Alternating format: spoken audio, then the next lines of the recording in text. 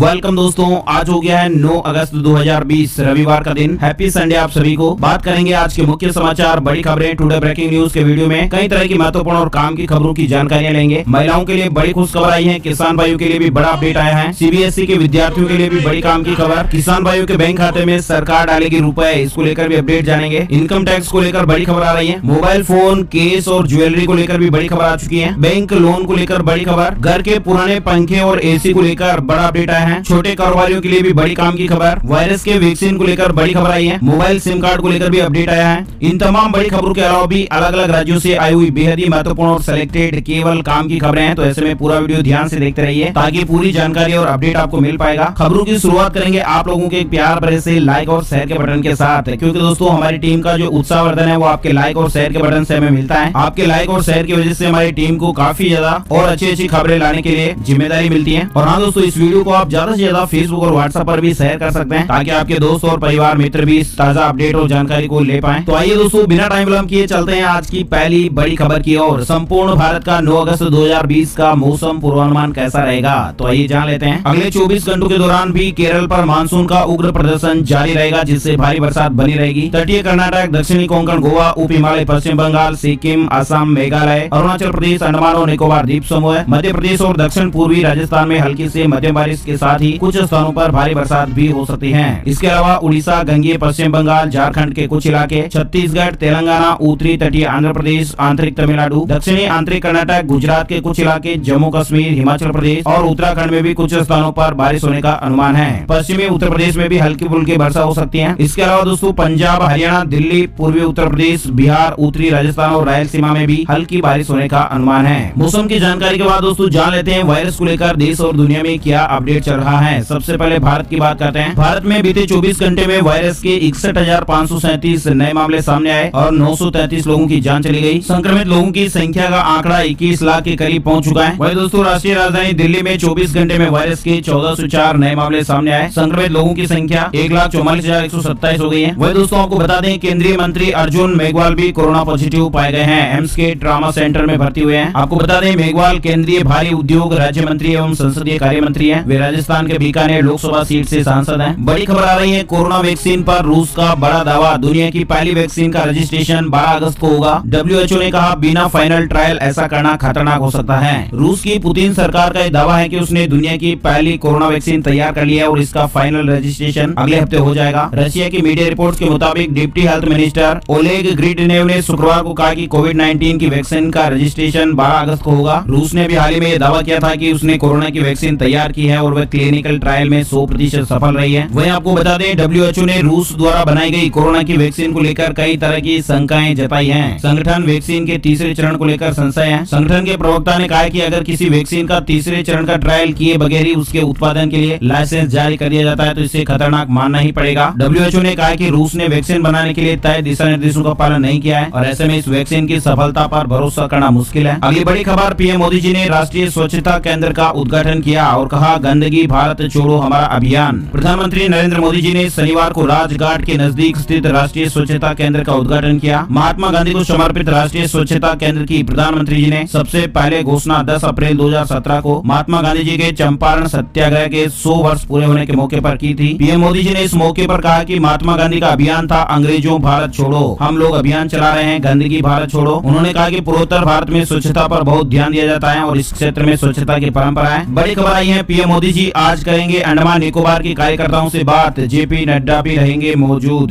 देश में वायरस महामारी के बीच आज प्रधानमंत्री जी रविवार को अंडमान निकोबार के कार्यकर्ताओं के साथ मीटिंग करेंगे। वीडियो कॉन्फ्रेंसिंग के माध्यम से कार्यकर्ताओं से संवाद किया जाएगा। अगली बड़ी खबर आ रही है, पीएम किसान की छठी किस्त आज जारी करेंगे पीएम मोदी। किसानों के बैंक खातों में सीधे ही जमा होंगे 2,000 रुपए। किसान भाइयों के लिए अच्छी खबर है, प्रधानमंत्री किसान सम्मान निधि की छठी किस्त रविवार को उनके बैंक खातों में पहुंच जाएगी। किसान भाइयों का इसका बेसब्री से इंतजार है। पीएम मोदी जी खुद आज इस मद के लिए 17,000 करोड़ रुपए की धनराशि जारी करेंगे और इसका सीधा लाभ देश के 8.5 करोड़ किसान भाइयों को मिलेगा। बड़ी खबर आ रही है, किसानों के लिए अच्छी खबर है। आज 1 लाख करोड़ रुपए के इस प्रोजेक्ट का शुभारंभ करेंगे पीएम मोदी। पीएम मोदी जी आज रविवार को 1 लाख करोड़ रुपए के एग्रीकल्चर इंफ्रास्ट्रक्चर फंड शुभारंभ करेंगे। इससे किसान समूह, उद्यमियों, स्टार्टअप, एग्रीकल्चर टेक्नोलॉजी इंडस्ट्री को कृषि क्षेत्र में बुनियादी ढांचा सुविधाओं, उपज के रखरखाव और परिवहन सुविधाएं बढ़ाने के लिए आर्थिक मदद दी जाएगी। आपको बता दें, केंद्र सरकार ने जुलाई में कृषि बुनियादी ढांचा परियोजनाओं के लिए रियायती ऋण उपलब्ध करवाने के लिए 1 लाख करोड़ रुपए के फंड के साथ एग्रीकल्चर इंफ्रास्ट्रक्चर फंड की स्थापना को मंजूरी दी थी और इसका शुभारंभ आज प्रधानमंत्री नरेंद्र मोदी जी वीडियो कॉन्फ्रेंसिंग के जरिए करेंगे। वही दोस्तों अगली बड़ी खबर आ रही है, मोदी सरकार ने केरल के Kozhikode air India plane crash मामले में मृतकों के परिजनों को 10-10 लाख रुपए सरकार देगी। गंभीर रूप से घायलों को 2 लाख रुपए की सहायता राशि दी जाएगी। आपको बता दें मुख्यमंत्री पिनाराई विजय ने भी मृतकों के लिए 10 लाख रुपए की सहायता की घोषणा की है। केरल में कल विमान हादसा हो गया था, आप सभी को मालूम है। हवाई अड्डे पर एयर इंडिया का जो विमान है वो रनवे पर फिसल गया। 18 लोगों की इसमें जान चली गई, कई लोग घायल हैं, भर्ती हैं, उनका इलाज चल रहा है। अगली बड़ी खबर आ रही है दोस्तों, घटनास्थल से 2 ब्लैक बॉक्स मिले हैं। केरल में इस विमान दुर्घटना के बाद नागरिक उड्डयन मंत्री हरदीप पुरी ने केरल में एयर इंडिया के विमान हादसे वाले घटनास्थल का दौरा किया और 2 ब्लैक बॉक्स बरामद किए गए हैं। हादसे का जो सटीक कारण है वो तभी मालूम चलेगा जब उन ब्लैक बॉक्स में से जो डेटा है उनका विश्लेषण किया जाएगा। पायलट के बीच में लास्ट के मोमेंट पर क्या बातचीत की गई थी, इसकी जानकारी भी उनमें सेव रहती है। अच्छा, अगली बड़ी खबर आ रही है दोस्तों, अगर आप भी ईमानदार टैक्स पेयर हैं तो हो जाइएगा खुश, क्योंकि सरकार आपके लिए एक खास तरह की सुविधा लेकर आ रही है और इस सुविधा का नाम होगा चार्टर ऑफ राइट्स। जी हाँ, इसमें टैक्स पेयर्स के अधिकारों और दायित्वों का पूरा उल्लेख होगा। दुनिया भर में बहुत कम ही ऐसे देश हैं जिनके टैक्स पेयर्स को चार्टर ऑफ राइट्स मिला है और उन देशों में ऑस्ट्रेलिया, ब्रिटेन और अमेरिका। चार्टर ऑफ राइट्स में टैक्स पेयर्स के दायित्वों और अधिकारों का उल्लेख होता है। अगली बड़ी खबर अपडेट देख पा रहे हैं, न्यू लॉन्च। अब पैसे, स्मार्टफोन और ज्वेलरी से लेकर डेली यूज के जो प्रोडक्ट है उनको आप मिनटों में सैनिटाइज कर पाएंगे। गोदरेज ने यूवीसी लाइफ डिसइंफेक्शन तकनीक से एक डिवाइस को लॉन्च किया है। कंपनी का दावा है कि 99.9% वायरस का सफाया करने में ये सक्षम है और इसकी शुरुआती कीमत जो है वो 8,999 रुपए है। Consumer product company Godrej security solutions ने इस तरह का डिवाइस लॉन्च किया है ताकि डेली इस्तेमाल होने वाली चीजों को सैनिटाइज किया जा सके। नकद रुपए, गहने, mobile phone, mask, PP kits ऐसे जो है इन सभी को सैनिटाइज किया जा सकता है। कंपनी की आधिकारिक वेबसाइट से आप इन्हें खरीद सकते हैं। और हाँ दोस्तों, अगली बड़ी खबर जो है वो आप देख पा रहे हैं कि बिना किसी डॉक्यूमेंट जमा किए आपको मिलेगा 10,000 रुपए का लोन। मतलब कागजों का झंझट जो है वो खत्म हो गया है। अब बिना किसी पहचान पत्र के लोगों को आसानी से 10,000 रुपए तक का लोन मिल जाएगा। और इस स्कीम का जो लाभ है वो दोस्तों सड़क किनारे रेडी पटरी लगाने वाले लोगों के, ठेले वाले, दुकान लगाने वाले लोगों को इसका फायदा मिलेगा। सरकार ने हाल ही में प्रधानमंत्री स्वनिधि स्कीम की शुरुआत की है और इसके तहत ठेले खोमचे वाले जो है वो 10,000 रुपए तक के लोन के लिए अप्लाई कर सकते हैं बिना किसी डॉक्यूमेंट को जमा किए बगैर। अच्छा, अगली बड़ी खबर देख पा रहे हैं, 10 राज्यों के किसानों की खेती को चमकाएगा ये नया ऐप। बाजार तक होगी सीधी पहुंच। किसानों को काजू, ग्राफ्ट, नर्सरी, खेती, पौधों की सुरक्षा, फसल कटाई के बाद प्रसंस्करण, बाजार और ई मार्केट से जोड़ने की मदद करने के लिए एक मोबाइल ऐप पेश किया गया है। इस ऐप को कर्नाटक के काजू अनुसंधान निदेशालय ने पेश किया है। इसमें किसानों को खेती के साथ ही बाजार से जोड़ने और दूसरी मदद भी मिलेगी। यह ऐप 11 भाषाओं में उपलब्ध है और इसे गूगल प्ले स्टोर से डाउनलोड किया जा सकता है। और इस ऐप के जरिए किसान, रिसर्चर, एग्री सेक्टर से जुड़ी एजेंसियों और प्रोसेसिंग यूनिट से आप जुड़ जाएंगे। एक किसान या फिर ऐप का यूजर काजू से संबंधित चित्रों और वीडियो को माई काजू सब सेक्शन में अपलोड और स्टोर कर सकते हैं। यह ऐप गुजरात, महाराष्ट्र, कर्नाटक, केरल, तमिलनाडु, आंध्र प्रदेश, छत्तीसगढ़, उड़ीसा, पश्चिम बंगाल और मेघालय सहित कुछ अन्य राज्यों के लिए विकसित किया गया है। अगली बड़ी खबर आ रही है, बदल सकते हैं घर के पुराने पंखे और एसी। बिजली वितरण कंपनी दे रही है ये छूट। आपको बता दें, दिल्ली में बिजली वितरण करने वाली BSES Yamuna power limited BYPL और BSES राजधानी पावर लिमिटेड यानी BRPL ने अपने ग्राहकों के लिए एयर कंडीशनर, एसी और पंखे बदलने की योजना की शुरुआत की है। और इसके तहत ग्राहक उल्लेखनीय छूट के साथ पुराने पंखे और एयर कंडीशनर को ऊर्जा दक्ष उत्पादों से बदल सकते हैं। 64% तक की इसमें छूट मिलेगी। पुराने पंखों को कम बिजली खाने वाले पंखों से बदल सकते हैं और इसमें भी ग्राहकों को 67% तक की छूट दी जाएगी। बिजली की बचत होगी और इस योजना में प्रत्येक ग्राहक 3 एसी और पंखे बदल सकते हैं। ये योजना सीमित समय के लिए है। दिल्ली को लेकर ये अपडेट था। अच्छा, अगली बड़ी खबर, महिलाओं और छोटे कारोबारियों को राहत देने की तैयारी।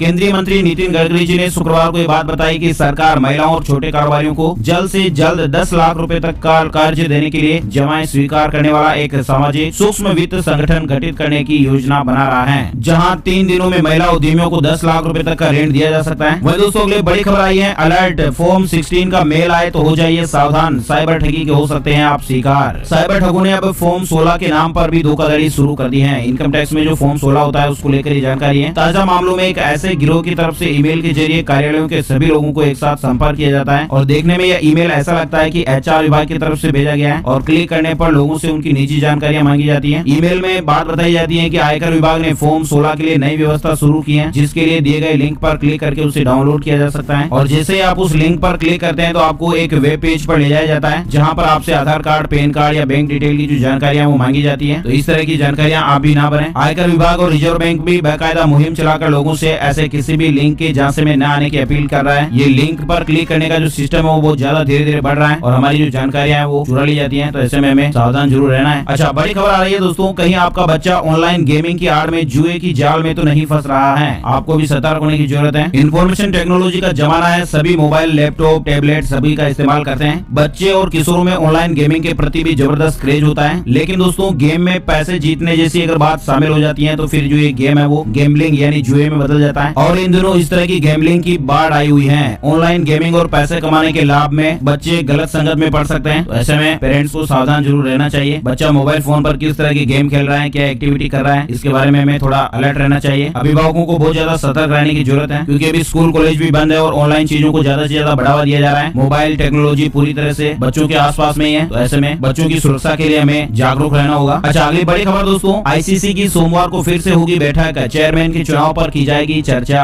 और इस बार बैठक में ये तय होगा कि नए चेयरमैन के लिए चुनाव कैसे और कब कराना है। आपको बता दें, इससे पहले शुक्रवार को भी आईसीसी की बोर्ड की मीटिंग हुई थी और उसमें तय किया गया था कि 2021 का T20 वर्ल्ड कप भारत में खेला जाएगा। 2022 में इस टूर्नामेंट का आयोजन ऑस्ट्रेलिया में होगा और एक बार फिर सोमवार को इसकी मीटिंग होगी बोर्ड की। अच्छा, अगली बड़ी खबर देख पा रहे हैं, युजवेंद्र चहल की शादी पक्की। भारतीय स्पिनर युजवेंद्र चहल ने मंगेतर के साथ फोटो शेयर किए हैं। भारतीय क्रिकेट टीम के स्पिनर युजवेंद्र चहल की शादी पक्की हो गई है। सोशल मीडिया के जरिए इस तरह की जानकारी सामने आई है। मंगेतर धनश्री वर्मा के साथ उन्होंने फोटो भी शेयर किए हैं। चहल ने लिखा, हमने परिवार के बीच रोका सेरेमनी के लिए हाँ कर दिए। और जैसे ये जानकारी सामने आई, हार्दिक पांड्या, सुरेश रैना समेत कई खिलाड़ियों ने बधाई दी। विराट कोहली समेत तमाम खिलाड़ियों ने बधाई दी है। आपको बता दें, धनश्री पैसे से डॉक्टर, यूट्यूबर और कोरियोग्राफर है, मुंबई की रहने वाली है। बड़ी खबर आई है सीबीएसई के विद्यार्थियों के लिए। सीबीएसई का बड़ा फैसला है, 10वीं में स्टैंडर्ड मैथ्स नहीं होने पर भी 11वीं में मैथ्स सब्जेक्ट चुन पाएंगे स्टूडेंट। बोर्ड ने स्कूल प्रमुखों को निर्देश जारी किए हैं। मतलब दोस्तों, central board of secondary education CBSE ने बड़ा फैसला लेते हुए अब स्टूडेंट को 10वीं में स्टैंडर्ड मैथ्स नहीं होने पर भी 11वीं में मैथ्स सब्जेक्ट का विकल्प चुनने का मौका दिया है। इस बारे में बोर्ड ने यह भी स्पष्ट किया है कि ये छूट सिर्फ इस साल के लिए दी जा रही है। अगली बड़ी खबर देख पा रहे हैं, जम्मू कश्मीर के नागरिकों का भू स्वामित्व सुरक्षित रखने को नया कानून लाएगी सरकार। केंद्र सरकार ने जम्मू कश्मीर में नागरिकता संबंधी नियमों में बदलाव के बाद स्थानीय जनता में फैले खौफ को दूर करने की तैयारी कर ली है। एक वरिष्ठ अधिकारी ने बताया है कि जल्द ही एक नया कानून लाने की तैयारी है, जो जम्मू कश्मीर के लोगों के जमीन संबंधी अधिकारों को संरक्षित करेगा। नया कानून बनाने की तैयारी से जुड़े वरिष्ठ अधिकारी ने शुक्रवार को इस तरह की जानकारी दी है। कहा है कि कानून संसद में पारित कराया जाएगा। इस तरह की मीडिया रिपोर्ट चल रही है। वही दोस्तों, बड़ी खबर आ रही है, दिल्ली एयरपोर्ट ने अंतर्राष्ट्रीय यात्रियों के लिए बनाया ऑनलाइन पोर्टल। इन लोगों को मिलेगी संस्थागत आइसोलेशन से छूट। दिल्ली अंतर्राष्ट्रीय हवाई अड्डा लिमिटेड ने अंतर्राष्ट्रीय यात्रियों के लिए एक ऑनलाइन पोर्टल विकसित किया है। ये पोर्टल देश में आने वाले यात्रियों को अनिवार्य रूप से स्व घोषणा पत्र भरने और पात्र यात्रियों को जरूरी प्रशासनिक आइसोलेशन से छूट देने के लिए ऑनलाइन आवेदनों की सुविधा देगा। आइसोलेशन को लेकर भी अपडेट यहाँ पर मिल पा रहा है, आप देख सकते हैं स्क्रीन पर। अगली बड़ी खबर उत्तराखंड को लेकर आई है। सार्वजनिक स्थानों पर मास्क नहीं पहनने पर 200 से 500 रुपए का जुर्माना लगेगा।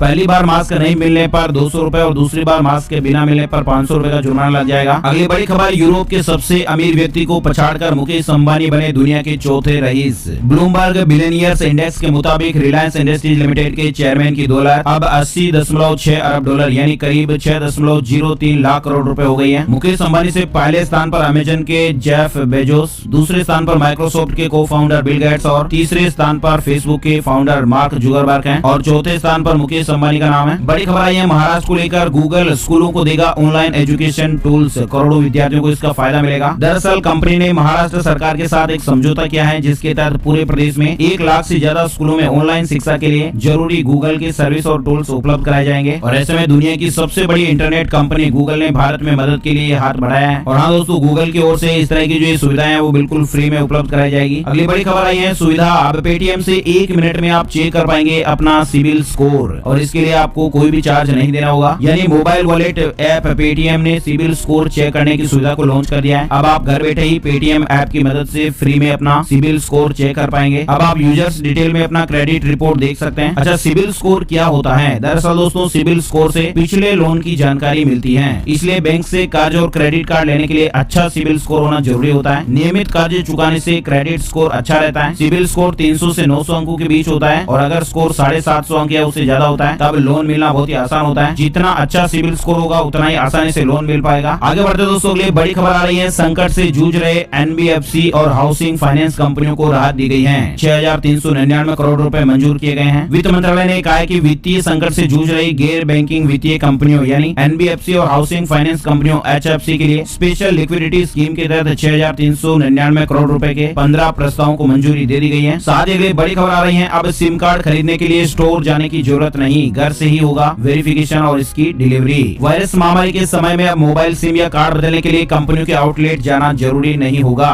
घर बैठे ही आप ये काम कर पाएंगे। सरकार ने इसके लिए एक ड्राफ्ट तैयार कर लिया है और इस संबंध में जल्द ही गाइडलाइन जारी हो जाएगी। इस तरह की खबर आ रही है। खबर है कि दूरसंचार मंत्रालय मोबाइल कस्टमर के लिए कॉन्टैक्ट लेस वेरिफिकेशन को अनुमति दे सकता है। यानी सिम कार्ड के ग्राहक है वो वेरिफिकेशन के लिए ऑनलाइन वेबसाइट पर डॉक्यूमेंट देंगे, दस्तावेज मिलते ही सिम कार्ड डिलीवर हो जाएगा। नए नियमों के मुताबिक ऐप और ओटीपी की मदद से ग्राहकों का वेरिफिकेशन होगा। अगली बड़ी खबर बैंक जॉब को लेकर आई है। बैंक ऑफ इंडिया में ऑफिसर और क्लर्क की भर्ती चल रही है। बैंक ऑफ इंडिया ने भर्ती के लिए नोटिफिकेशन जारी कर दिया है। 16 अगस्त तक अप्लाई करने का मौका है। साथ ही अगली बड़ी खबर आ रही है उत्तराखंड को लेकर। अमेजन पर बिकेंगे प्रदेश के हस्तशिल्प और हथकरघा उत्पाद। मतलब दोस्तों उत्तराखंड के परंपरागत हस्तशिल्प और हथकरघा उत्पादों की अमेजन पर ऑनलाइन बिक्री होगी। सचिवालय में मुख्यमंत्री त्रिवेंद्र सिंह रावत ने ई पोर्टल अमेजन पर उत्पादों की बिक्री का शुभारंभ किया। बड़ी खबर आ रही है जमानत के लिए हाईकोर्ट की अनोखी शर्त, 2 महीने के लिए सोशल मीडिया से दूर रहेगा छात्र। आपको बता दें मध्य प्रदेश हाईकोर्ट की एकल पीठ ने कृषि विज्ञान के छात्र को जमानत पर रिहा करने के लिए एक अनोखी शर्त रखी है। कोर्ट ने आदेश दिया है कि जेल से रिहा होने के बाद छात्र 2 महीने तक खुद को सोशल मीडिया से दूर रखेगा। फेसबुक, व्हाट्सएप सहित अन्य किसी सोशल मीडिया प्लेटफॉर्म पर अगर वह सक्रिय दिखाई देता है तो जमानत निरस्त कर दी जाएगी। हर महीने डिजिटल डिटॉक्सिफिकेशन रिपोर्ट पेश करनी होगी ताकि ये मालूम किया जा सके कि वह सोशल मीडिया से दूर रहा है या नहीं। और इसके अलावा 5 फलदार या छायादार पौधे भी लगाने होंगे और उनकी सुरक्षा के लिए ट्री गार्ड भी लगाना होगा। इस तरह का कोर्ट ने फैसला सुनाया है, आप देख सकते हैं। दरअसल ये मामला इसलिए बना क्योंकि छात्र ने मारपीट की कुछ घटनाएं की थी और ऐसे में उसे जेल हो गई थी और ऐसे में जमानत के लिए कोर्ट ने इस तरह की शर्तें रखी हैं छात्र के भविष्य को ध्यान में रखते हुए। अच्छा अगली बड़ी खबर आ रही है यूपी बीएड प्रवेश परीक्षा आज 73 जिलों में 4,31,904 परीक्षार्थी शामिल होंगे। इस तरह की खबर है। एग्जाम 2 पालियों में किया जाएगा। वह बड़ी खबर आ रही है वायरस को लेकर अब होम आइसोलेशन में रह सकेंगे कोरोना मरीज। उत्तराखंड में वायरस संक्रमित मरीज अब होम आइसोलेशन में रह पाएंगे। प्रदेश सरकार ने इसकी अनुमति दे दी है। अभी तक कोरोना संक्रमण पाए जाने पर उन्हें सरकारी अस्पताल में भर्ती होना पड़ रहा था, लेकिन अब सरकार ने इस तरह की सुविधा दे दी है। साथ ही बड़ी खबर आ रही है हरियाणा में सरकार ने ऑनलाइन तबादला प्रक्रिया में बड़ा बदलाव किया है। अब 300 कैडर पदों वाले विभाग में भी अब ऑनलाइन तबादला नीति लागू होगी। अब तक ये व्यवस्था 500 कैडर पदों वाले विभागों में ही लागू थी। साथ ही अगली बड़ी खबर देख पा रहे हैं अभिनेता सोनू सूद ने उठाई 4 अनाथ बच्चों की जिम्मेदारी और उन्होंने कहा कि मैं पढ़ाऊंगा, आत्मनिर्भर बनाऊंगा।